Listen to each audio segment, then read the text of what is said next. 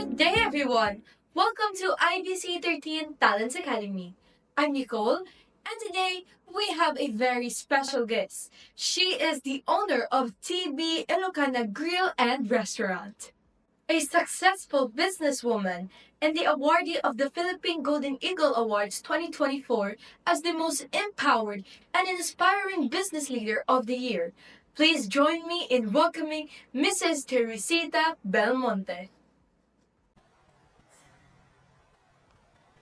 Mrs. Belmonte, it's an honor to have you with us today.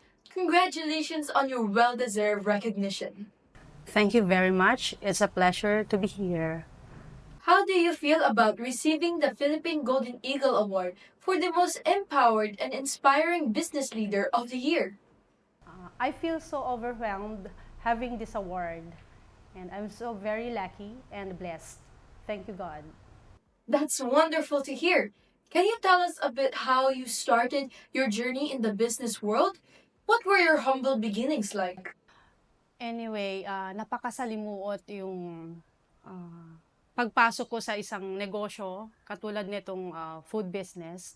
Kasi sa pinagdaanan ko bilang isang single mother, napakahirap, ang daming challenges bago ko narating yung ganitong posisyon or isang pagkakataon na magkaroon ng isang maliit na negosyo. That's truly inspiring. What path did you take to become successful in your career? Anyway, hindi ko naman siya masasabing successful na ako sa career ko na ito.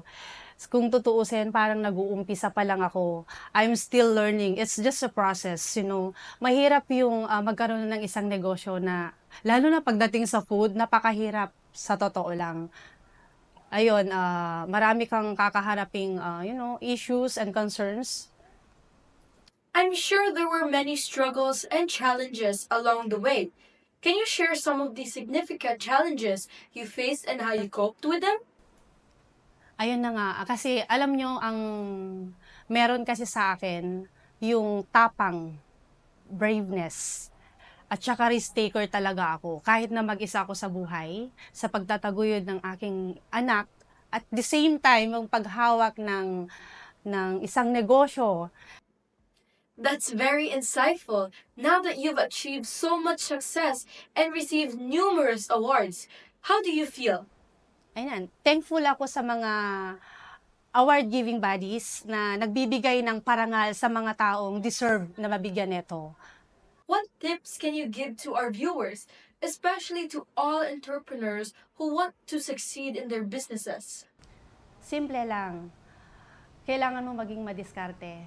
Sa pagkakaroon ng isang negosyo, hindi lang ganun kadali makuha or magpatayo ng isang negosyo. Kailangan mo ng pagdaanan mo muna yung paghihirap. Yon.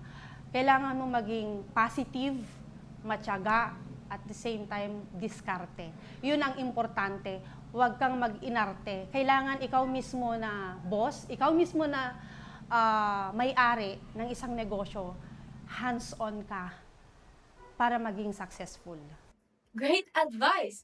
Is there any business or anything else you would like to promote to our viewers? Thank you very much for this opportunity, for having me here, na pagkakataon ko na rin na i-promote ang aking business. Ang TB Ilocana Grill and Restaurant is matatagpuan sa number 19 2nd Avenue, Bagong Lipunan ng Krame, Cubao, Quezon City. Ayan, we are offering so many kinds of Ilocano dishes kasi Ilocana po ako.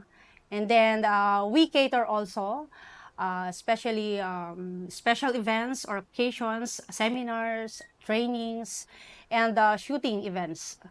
Ayan, pwede lang kayong pumunta sa aming store na malapit lang sa Camp Crame. Meron din po akong pwesto sa loob ng Camp Crame. That sounds incredible!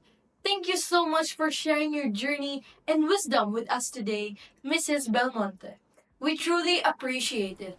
Thank you very much for having me here and for giving me the opportunity to give and share insights on my business and, of course, to promote. And thank you, viewers, for joining us today. Stay tuned for more inspiring stories and insights here on IBC 13 Talents Academy. Until next time!